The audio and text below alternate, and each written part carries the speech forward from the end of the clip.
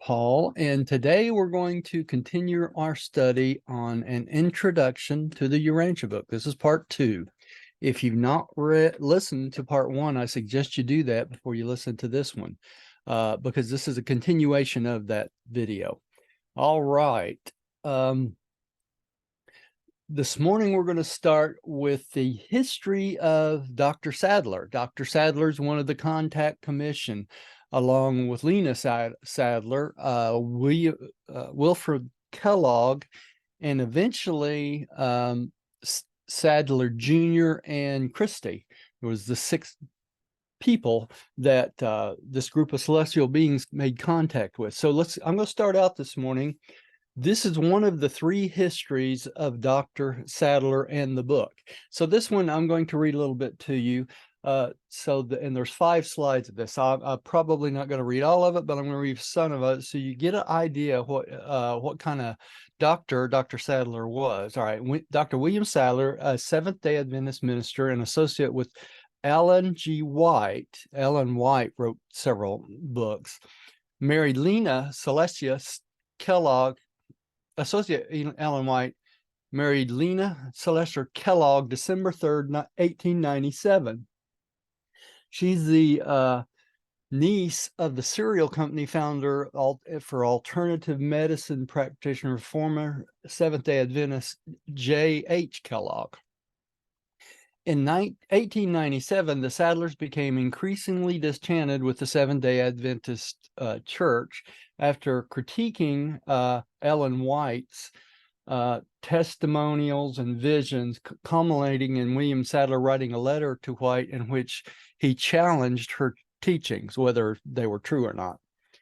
After receiving his MD from Adventist American Medical Missionary College, Battle Creek College, then Cooper Medical College at the University of Chicago, he became an MD, and then American Medical Missionary College, University of Illinois in 1906.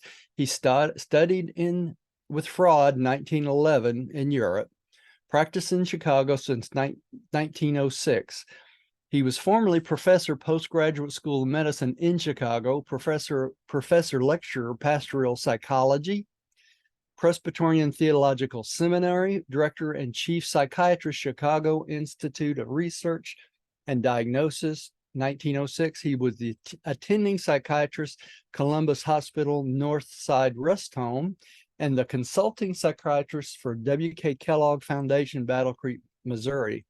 He was a fellow of the American College of Surgeons, AMA-AAS, the American Psychiatric Association, Illinois State Medical Society, Chicago Medical Society of Mental Hygiene, and Chicago Society for Personality Study, author of multiple books.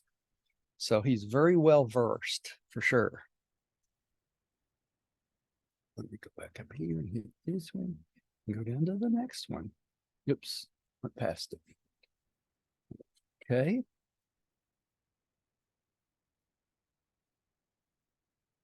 Sadler worked from 1907 to 1915 as a popular orator on medicine in the Chautauqua Circuit. In 1911, Sadler had his first session with the sleeping subject that this book came through, described in this book, The Mind at Mischief.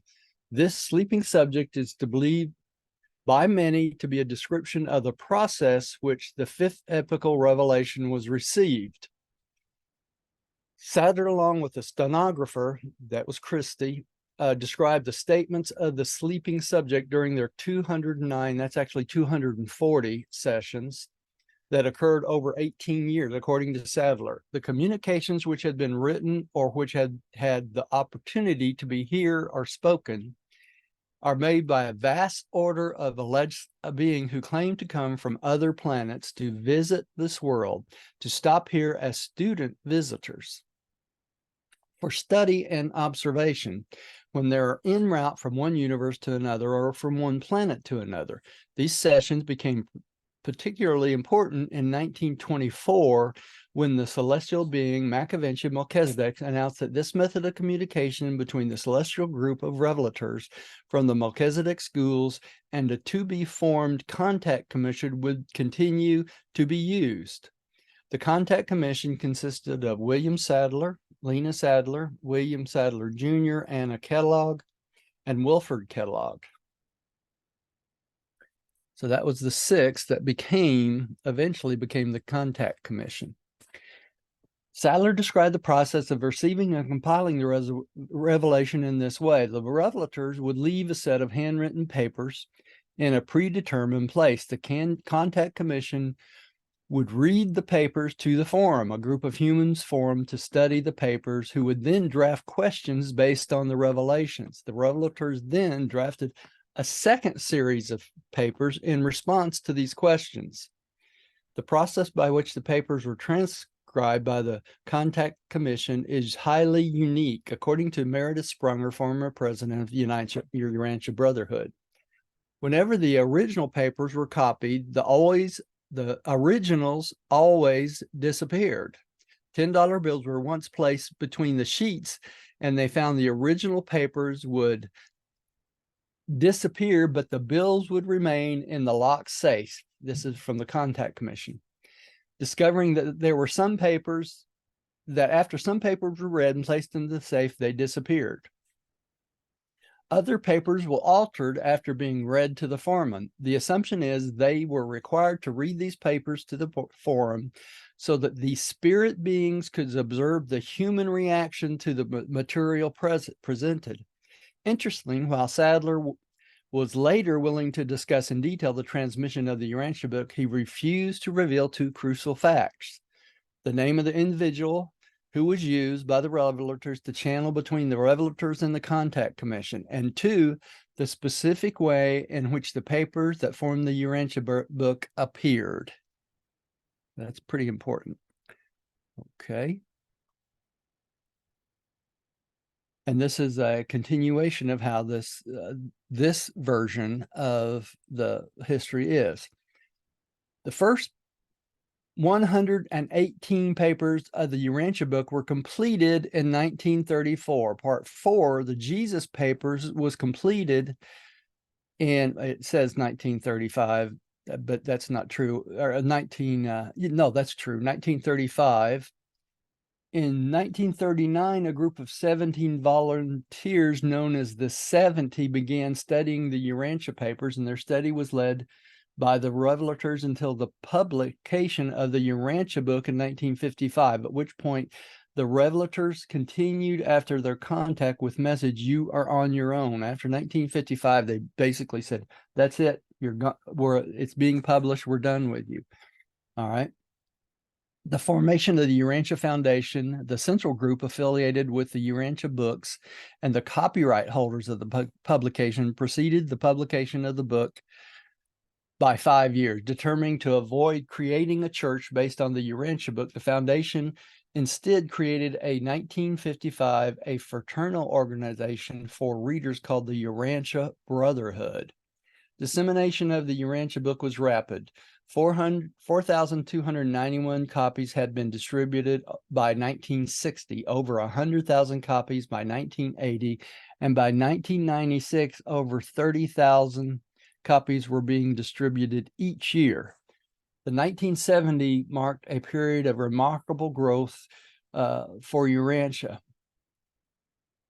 Several readers began reading excerpts from the Urantia book on Southern California radio stations. And in 1972, the University of California, Bakersfield, offered a course, an introduction to the Urantia book. The Urantia Foundation, who successfully cornered the market on the Urantia book, copyrighted the words Urantia in 1972 and Urantian in 1973, and signed confirmatory license agreements in 1974. Despite Urantia's success, this period of growth was also the beginning of a schism between the movement. The Urantia Foundation sued member Bob Burton in 1975 for giving Urantia materials to all the members of Congress. and in 1976 pressured the Urantia Brotherhood to sell their rights to Urantia to the foundation for $1. The schism reached its climax in 1960s when the Urantia Foundation disenfranchised the Urantia Brotherhood. It broke up, sending a massive special report in April 1990 to Urantia readers explaining the foundation was forming a new Urantia Brotherhood Association, one that would make the new association less easily politicized and more likely to concentrate its spiritual mission. And I'm going to mention something else here in just a second that's associated with all these problems that came up.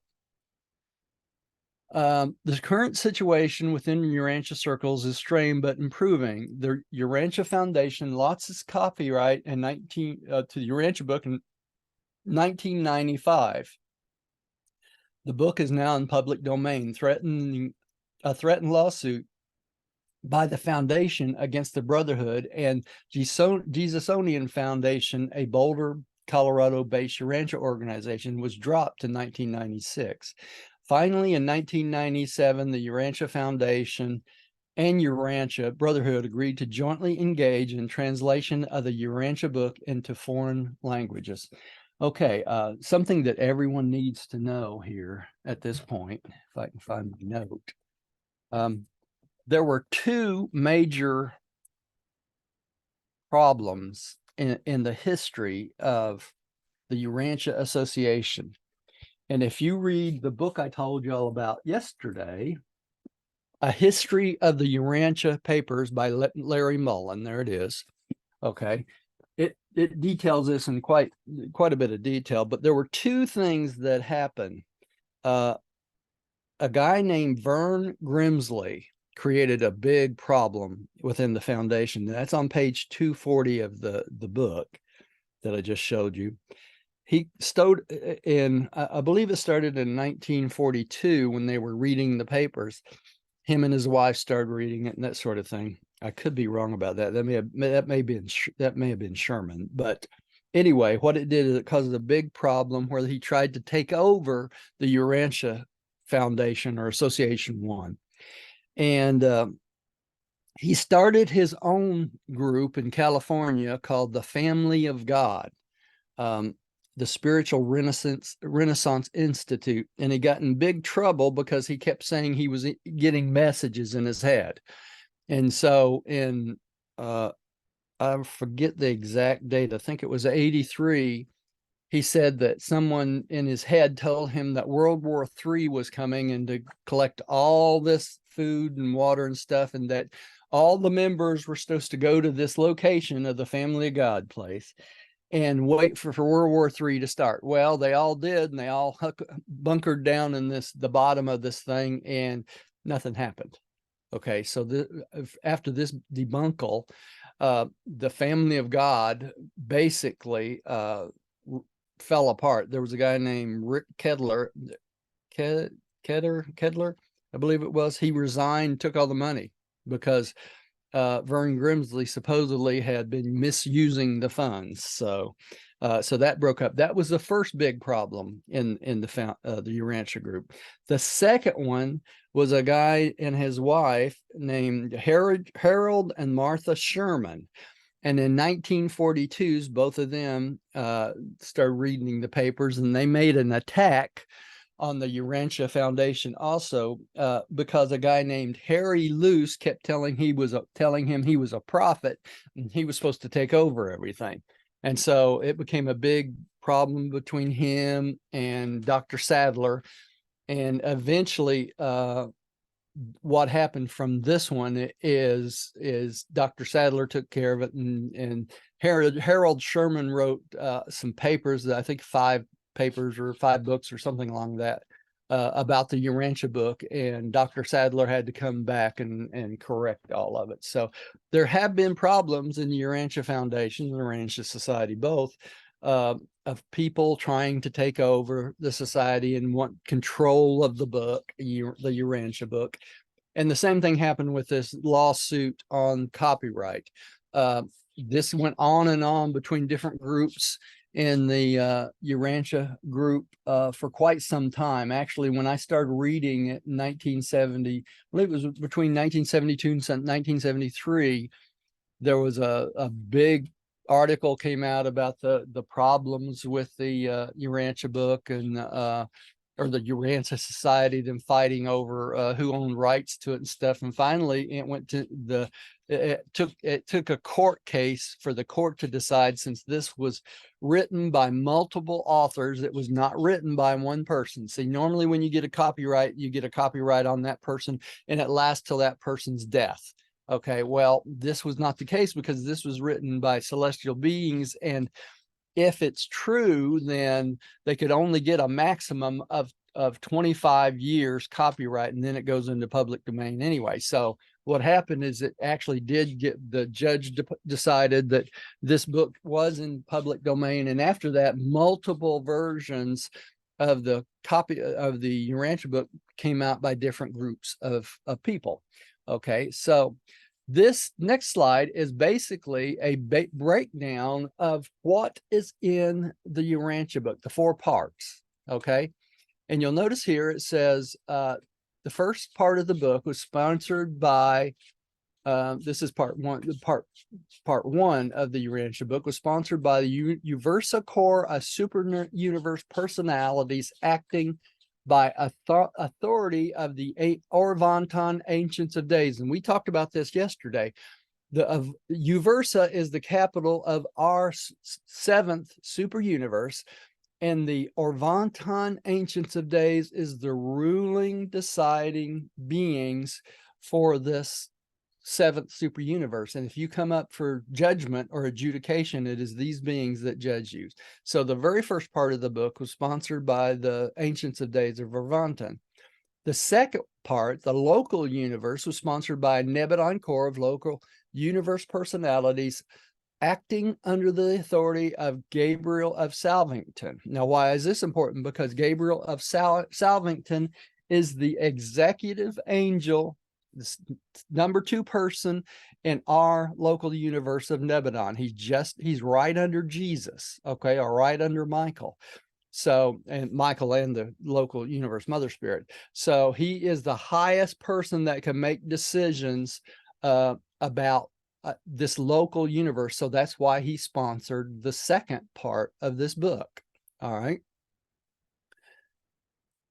The third part of the book was sponsored by a core of local universe personalities together, acting under the authority of Gabriel Salvington again. Okay, so Gabriel authorized the local universe and the history of Urantia itself, our Earth.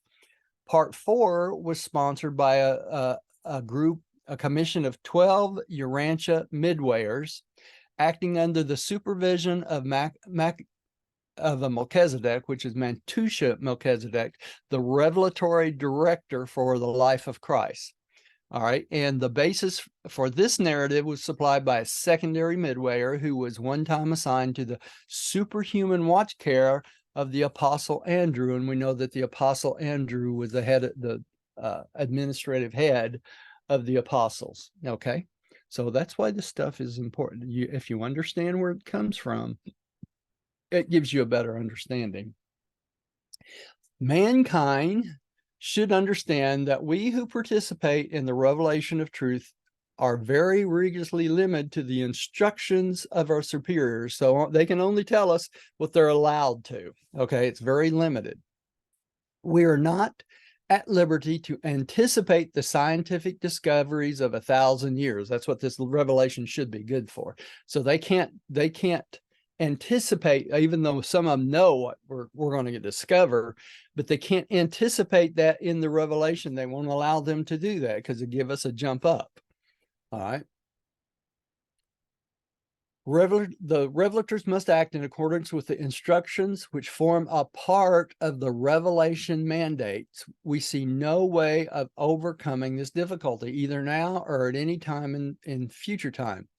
We full well know that while the historic facts and religious truths of this series of revelatory presentations will stand on the record of the ages to come, within a few short years of many of our statements regarding the physical sciences, will stand in need of revision or correction, right?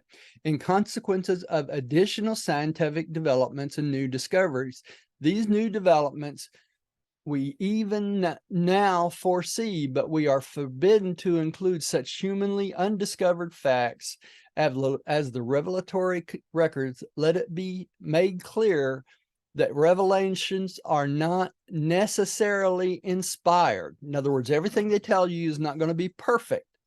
It is limited by our permission for the coordination and sorting of present-day knowledge. While divine or spiritual insight is a gift, human wisdom must evolve. In other words, they can't tell us things we haven't earned. So even when this revelation was coming out, around the 1930s, the Hubble telescope was discovered, okay? They couldn't even put that in the revelation, this anticipation that we would have a better idea of the universe. They couldn't include any of that because it wasn't within the purview of their revelation, and they stuck right with it too. I mean, they don't make exceptions and things like that. All right. What the Urantia papers say about how they were materialized in the English language. This is my head I put on here, and there's 11 slides on this. Okay, so I'm going to read these. Please try again. That's strange. Oh, my phone's gone crazy here. It picked up my voice, thought I wanted to call somebody.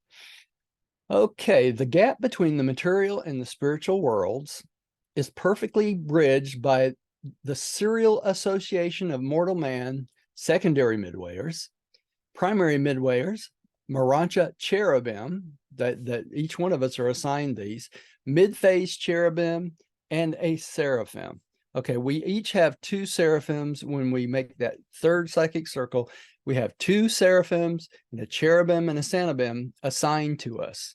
Okay, so that's what they're talking about. In the personal experience of an individual mortal, these diverse levels are undoubtedly more or less unified and made personally meaningful by the observation and mysterious operations of the divine thought adjuster. And we know the thought adjuster is our father fragment, or mystery monitor, if you want to call it that.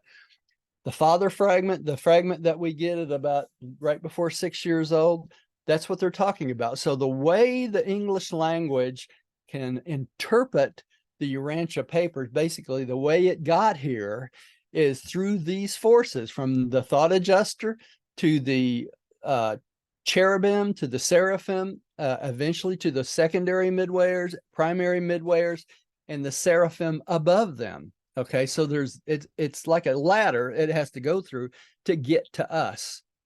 And if we understand that, we kind of understand the difficulty in trying to get these papers to us. Okay, midwayers vary greatly in their abilities to make contact with the seraphim above and with the human cousins below. It is exceedingly difficult, for instance, for the primary midwayers to make direct contact with material agencies. So the primaries are so high, it's very hard for them to contact physical beings. They are considered near the angelic type of being, and they're therefore usually assigned to work with and ministering to the spiritual forces resident on the planet, all the angels and that sort of thing. They act as companions and guides for celestial visitors and student sojourners, whereas the secondary creatures are almost exclusively attached to the ministry of the material beings of the realm. It's the secondary midwayers that record all of our history from the beginning of time, and they recorded everything that happened to Jesus, and they continue to record everything that's happened afterwards. So it's important to realize the importance of the midwayers. The 1,111 secondary midwayers are engaged in important missions on Earth. As compared to their primary associates, they are decidedly material. They exist just outside the range of mortal vision and possess sufficient latitude of adaptation to make at will physical contact with what humans call material things, so they can actually contact us. These unique creatures have certain definite powers over the things of time and space accepting the beast of the realms. And I read this slide yesterday because it's so important that we understand these concepts. When assigned to a planet, cherubim enter the local courses of training, including a study of planetary usages of language. Administering spirits of time are all bilingual, speaking the language of the local universe and their origin, and that of the native super universes. Two separate languages, the local universe and then super universe. By study in the schools of the realms, they acquire additional tongues like English. Cherubim and Sanobim, like seraphim, and all orders of spirit beings are continuously engaged in efforts of self-improvement. Only such as the subordinate beings of power, control, and energy direction are incapable of progression. All creatures having actual or potential personality, volition, seek new achievements. So they all want to learn something new constantly. It improves them. It makes them more useful for their jobs in the universes. Cherubim and Sanobim, that's the two smallest angels that one each are assigned to us, are by nature very near the Urantia level of existence, and they prove to be most efficient in the borderline work of physical, morantial, and spiritual domains, the three levels I was talking about yesterday. These children of the local universe mother spirit are characterized by fourth creatures, much as are the Havana Servital. So they're service people, and the consolating commission. Every fourth cherubim and every fourth Sanobim are quasi-material, almost material, very definitely resembling the Morantial level of existence, because the Morantial level of existence has a physical existence, much like the material level. It's just above us. All right. One of the most important things a destiny guardian, that's a seraphim, does for her mortal subject, we get two of these assigned to us when we reach the third psychic circle. When we reach the third psychic circle, we've made a commitment to God the Father to follow his will. And that includes us in getting two full-time seraphim assigned to us, cherubim and a Sanobim. All right.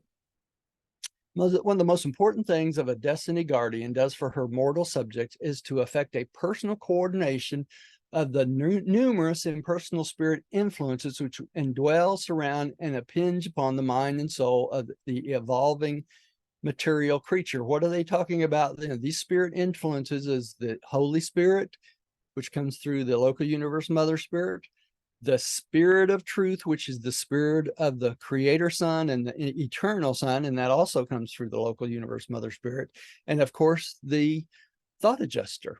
All right. Human beings are personalities, and it is exceedingly difficult for non-personal spirits and pre-personal entities like the thought adjuster to make direct contact with such highly material and discreetly personal minds. In the ministry of the guardian angel, all of these influences are more or less unified and made more nearly appreciable by the expanding moral nature of the evolving human personality. So it's the guardian seraphim that helps to take all these influences and makes it useful in our lives. That's what they're talking about here. All right. The triune rulers of the major sectors and peculiarly perfect in the mastery of administrative details, hence their name, perfection of days. In recording their names of these beings in the spiritual world, we are confronted with the problem of translating your tongue, and very often it is exceedingly difficult to render a satisfactory translation into the English language. We dislike to use arbitrary designations which would be meaningless to you. Hence, we often find it difficult to choose a suitable name, one which will be clear to you at the same time be somewhat representative of the original. So a lot of these beings they teach us about, they had to come up with names in the English language for us to understand what their job is. So it's not an easy task. Each super universe has its own language, every single one of them. So we got 700,000, we got 7 super universes with their own language. And then we have 700,000 local universe with their own language. Okay. Each super universe has its own language, a tongue spoken by its personalities, prevailing throughout its sectors. This is known as the tongue of Uversa in our super universe. It'd be known as something else in another super universe. Each local universe also has its own language. All of the higher orders of Nebadon are bilingual, speaking both the language of Nebadon and the tongue of Uversa. So they have to learn both of them. Excuse me. The ability to translate thought into language in the Urantia and spirit spheres is beyond mortal comprehension. Our rate of reducing thought in a permanent record can be so sped up as to be as up by the expert recorders that the equivalent of over 500,000 words or thought symbols can be registered in 1 minute of Urantia time. There's over 1 million words in the Urantia book, just to let y'all know that. These universe languages are far more replete than the speech of the evolving worlds. The concept symbols of Uversa embrace more than 1 billion characters, although the basic alphabet contains only 70 symbols. The language of Nebadon is not quite so elaborate, the basic symbols or alphabet being 48 in number, compared to 20-something in our world, right? Acting as interpreters for the seraphic guardians and the finaliters are the exalted and liberated midway creatures. That's what they do.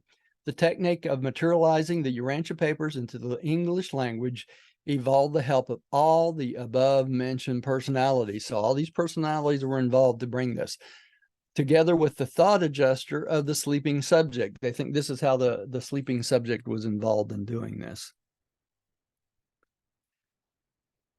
Apart from the possible coordination with other deity fragments, like other thought adjusters, the adjusters are quite alone in their sphere of activity in mortal mind. The mystery monitors, which are the thought adjusters, eloquently bespeak the fact that though the Father may have apparently resigned the exercise of all direct personal power and authority throughout the grand universe, notwithstanding this act of abnegation in behalf of the Supreme Creator, children of the paradise deities, the Father has certainly reserved to himself the unchallengeable right to be present in the minds and souls of his evolving creatures, to the end that he may so act as to draw all creature creation to himself, coordinately with the spiritual gravity of the paradise sons.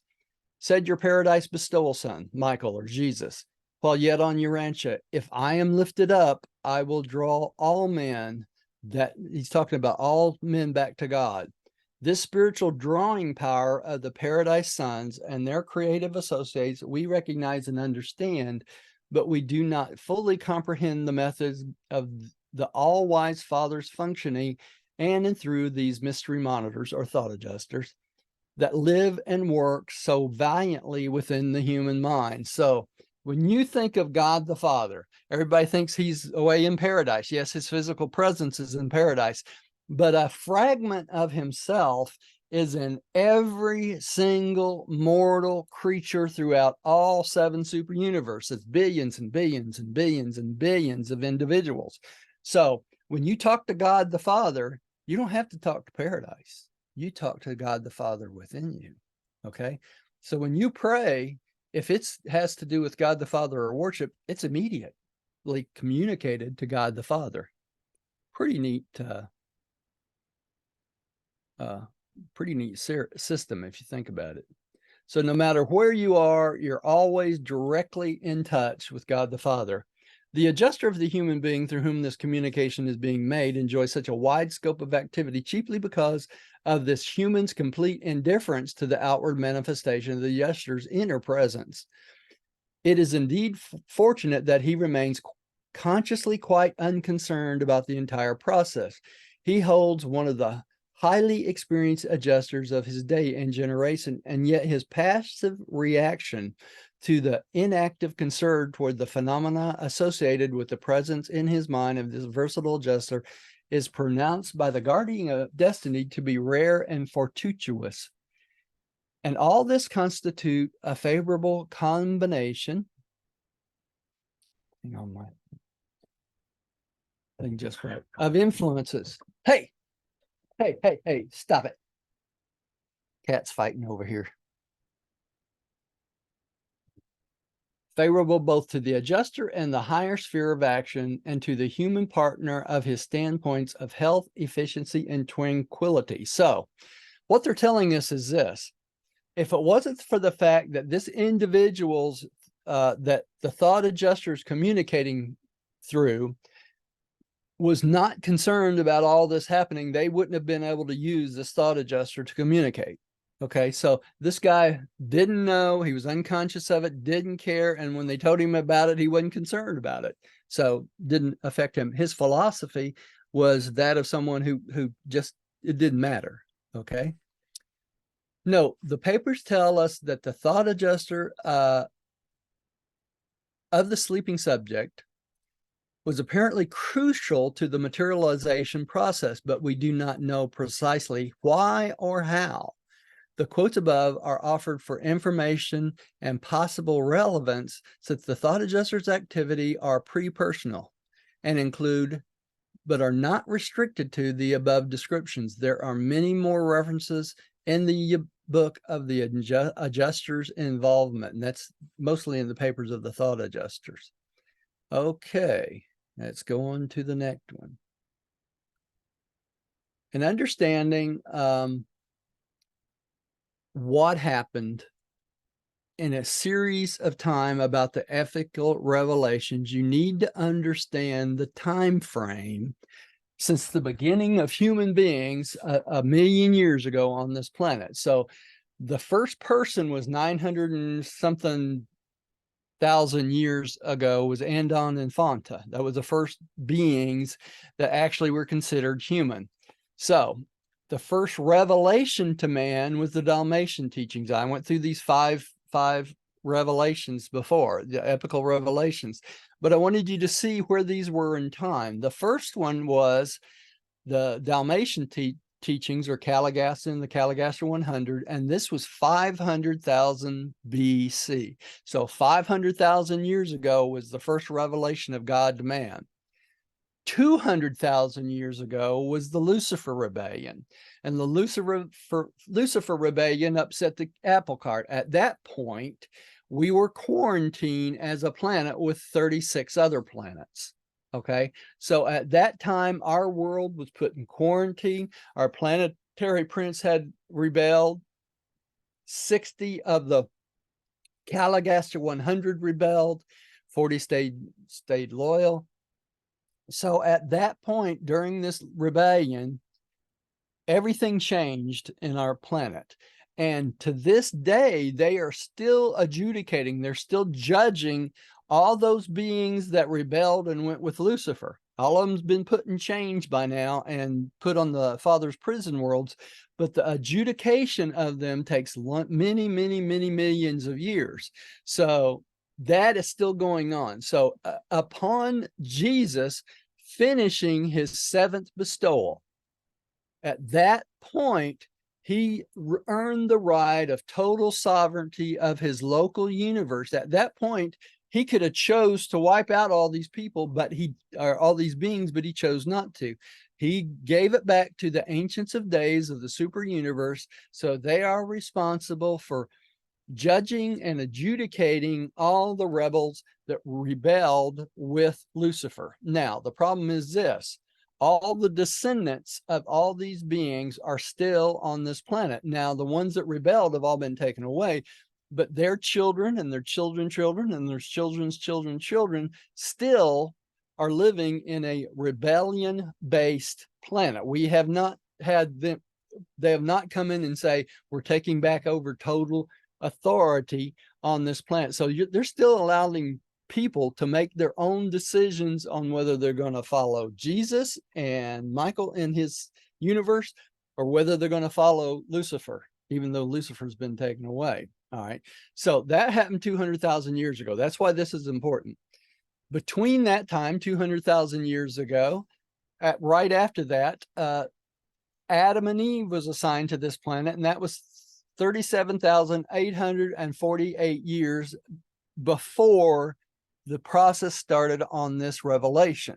So 37,000 years ago, 848, Adam and Eve came to the planet. They were on the planet a couple hundred years and defaulted. So they were not declared guilty of rebellion. They just defaulted on their mission. So it made even the planet even worse.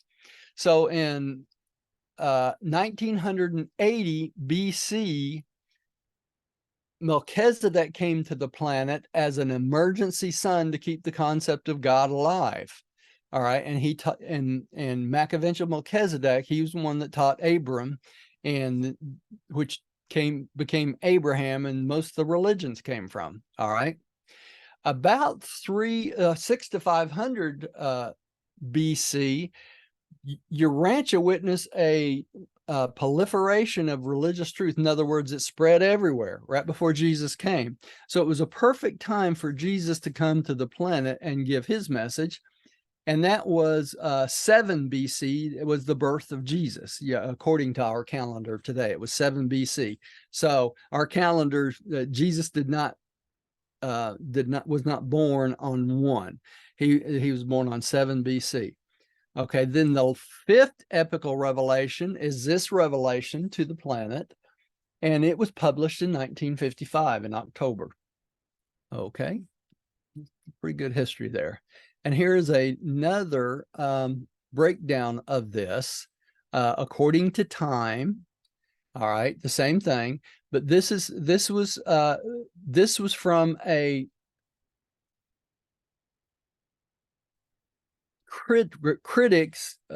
criticism by the University of California. In other words, when they found out about the Urantia book, they checked it out, so that this timeline comes from them as closely as possible. The breakdown of what the Urantia book says happened and when. Okay, you notice here it says Urantia Book Historical Society Archive, Department of Special Collections, UC Santa Barbara Library, University of California, Santa Barbara.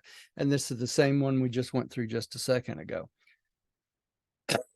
Excuse me. All right.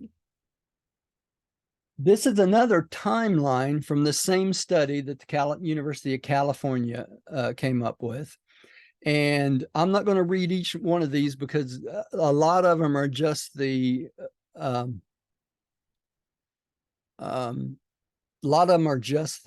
breakdown of when the book was done and that sort of thing. But the first one here, I'm going to go through pretty closely. From 1827 to 1915, that was the life of Ellen White in the Seventh-day Adventist Church, and the influence of William Sadler's early beliefs. Okay, in 1875, William Sadler and his wife, Nia Kellogg, were born. And in 1906, it lists here that the contact was made with the sleeping subject, even though in 1911, that's when Dr. Sadler said it was. All right. In 1925, 30 individuals agreed to sign a pledge, and the forum was completely officially made as a group. In 1934, there was a belief that the worst of the materialistic age was over, and the higher minds of the scientific world are no longer wholly materialistic in their philosophy, which is a pretty one. The papers on Life of Jesus and the Urantia Papers 1, 2, and 3 were compiled in 1934.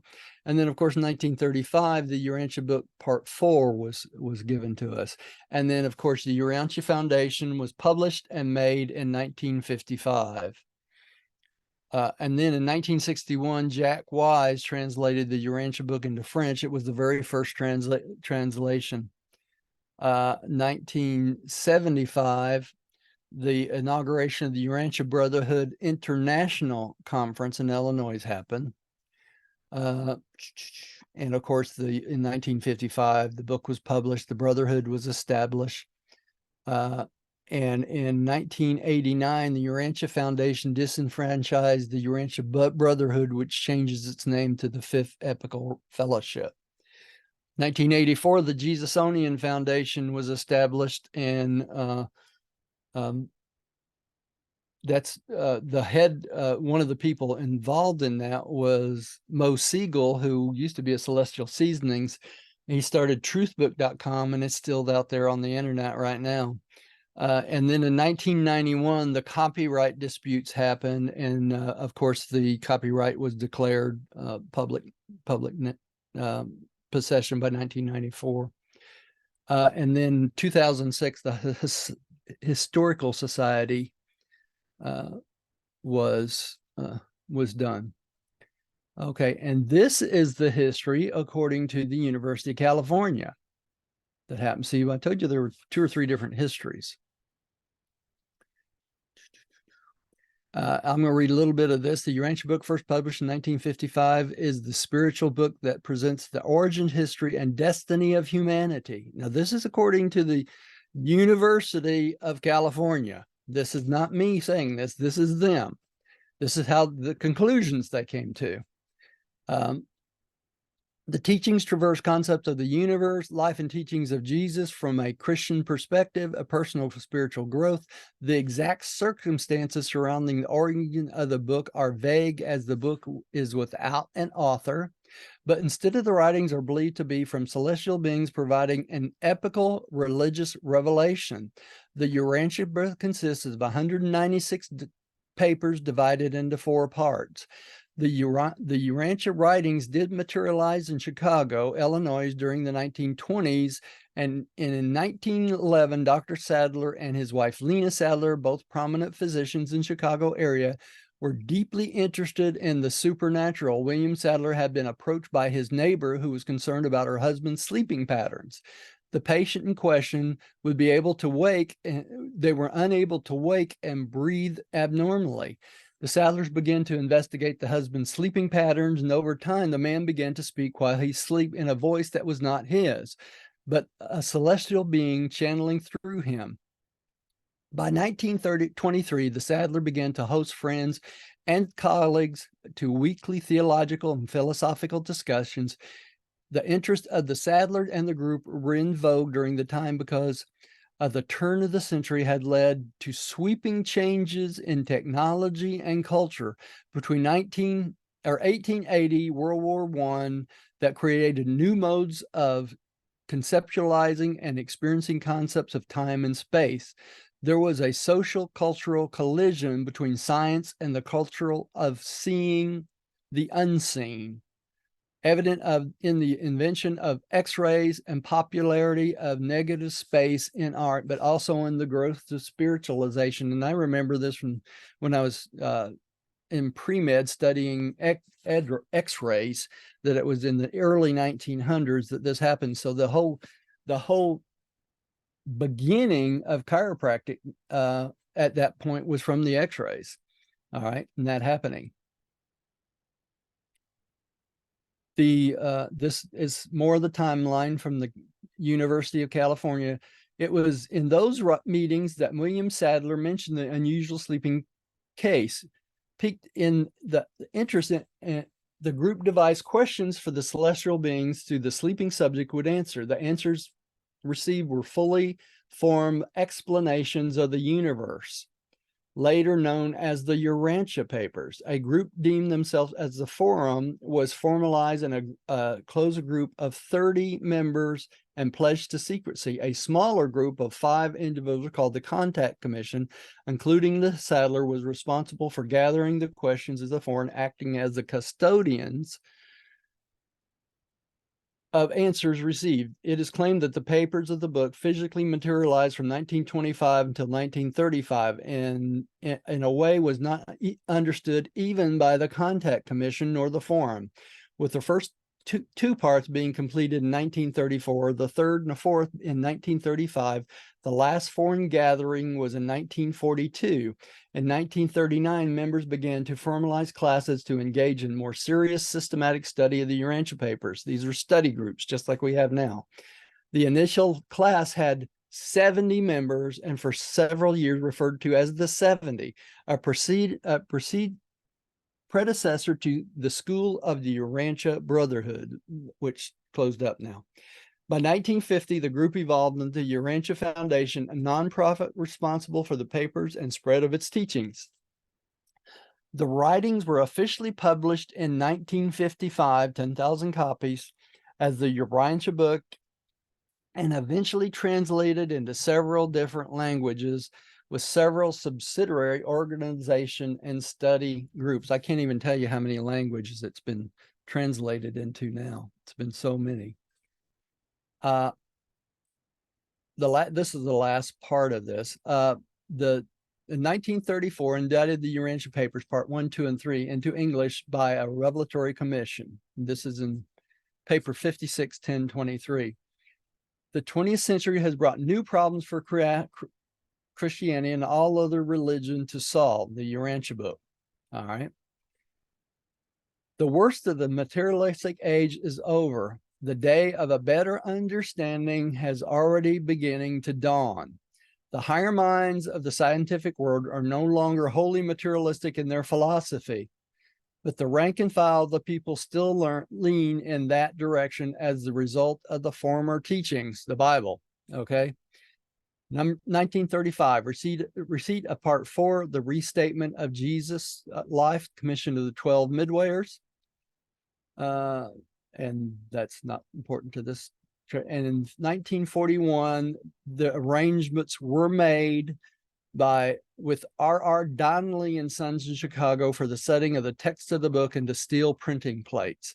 And they stopped there and the midwayers told them not to publish it until 1955. Okay, and this is some printings of the book. It starts in 1955, and you can see all the different printings of the book over time. I'm not going to read all those. And here's more of them. All right, here's more of them. So these are all printings of the Urantia book.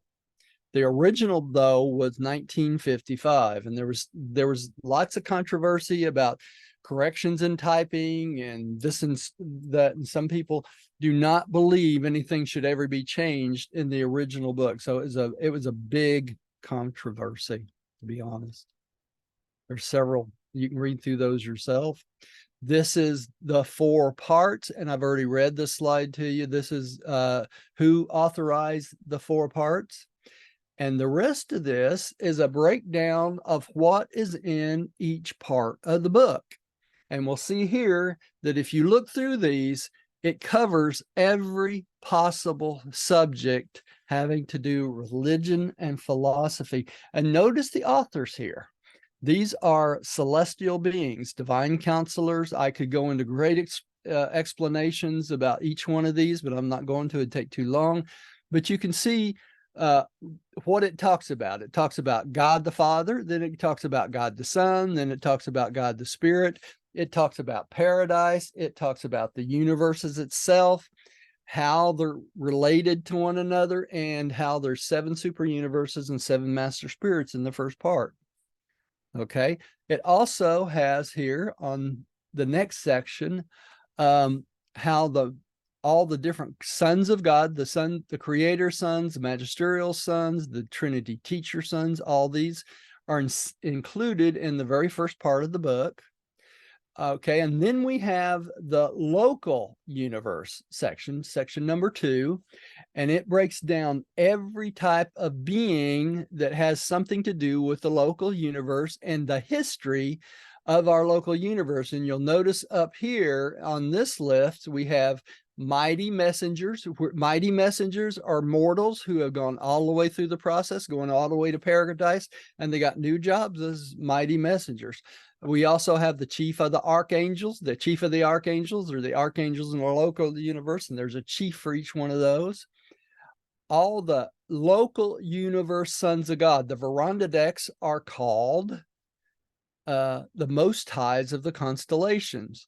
The Lananandeks are the system sovereigns, and this is the level in which Lucifer was. And since the Lucifer rebellion, he has been replaced by a Lananandek son called Lanaforge. Okay, and then of course there's some mighty messengers and Machiavellian Melchizedek again in that one. All right, and then we start number 3, the history of Urantia itself from the beginning of time all the way through now. And you'll notice some of these are written by what's called life carriers. There's a group of beings that bring life to a new planet, plant it in the oceans, and allow it to evolve. And they watch this implant over millions of years and take care of it until it actually produces a mortal human being. Okay. And then there's also, in this section, it talks about the Garden of Eden. It talks about the Lucifer rebellion, the planetary rebellion, the dawn of civilization. Also talks about Adam and Eve, the 2 gardens of Eden, the first garden, the second garden. And then it starts to talk about the midway creatures, and that's written by an archangel. Okay. And then it continues on with the history of Urantia, talks about the different races, where all the races came from, and how the violet race was the race of Adam and Eve, and it was sent 37,000 years ago. Adam and Eve, they were supposed to improve our DNA by their children mixing with all 7 races at the time, and in upstepping our DNA, but very little of it actually happened because the whole thing went awry. Okay. It also talks about philosophy, evolution of ghosts, the ghost concept, the fear of God, revelation itself, and how religion affects our human experience. And this is part 3 still. All right. It also talks about every concept of religion that's ever been out there since the beginning of time. Okay, and then we have several papers of the thought adjuster, or the father fragment. Okay, there's several papers on that, and then there's a paper on personality survival.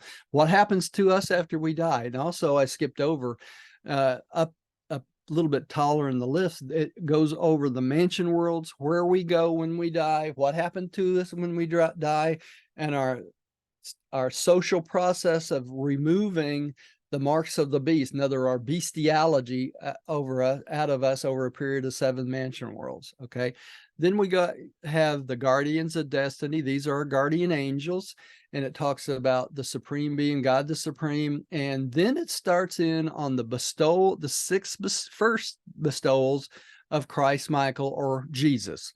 And then this last part is nothing but the entire life and teachings of Jesus. Okay, and it goes all the way to the end. You'll notice the first part of it's written by Machiavellian Melchizedek. He was in charge of the Midway Commission that was revealing all of this.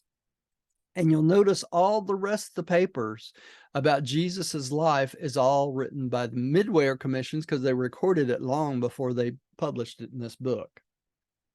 All right. And that's it. That covers everything. Now, you can find all this information. I'm going to put an extra slide in here after I'm done with all of this. This is the website where you can find the book itself. This is the link to the book. I'm going to put you 2 links in here. One of the websites is called the 5th Epical Revelation Fellowship.com. The other one is called the Atlanta Urantia Study Group.org. And I'm going to put a slide in that today and include it in on this final episode here today. So I hope you've enjoyed this presentation. Now, what I'm going to do in the next couple of weeks is redo this whole presentation with a study group so that they can ask questions, you can hear the questions and that sort of thing. But I kind of guarantee you it's not just going to be 2 parts. It'll probably be more like 4 or 6 parts, because it's going to take longer to get through it. So I wanted to do this in a very concise manner so you could listen all the way through it. And then if you choose to, you can go back and listen to the one by the study group, and it's going to be a little bit more broken up. So Thank you for spending your time coming and listening to it. I hope this benefited you greatly. I can tell you one thing, that if you spend the time and read this book, it will change your life forever. It will improve your life. It will make you ready for the mansion worlds when you get there, so you won't be put in a remedial class and have to spend 1,000 years trying to study this stuff. You'll be ready when you get there. So we thank you. I hope God bless you in this, and I hope it's been informative to you.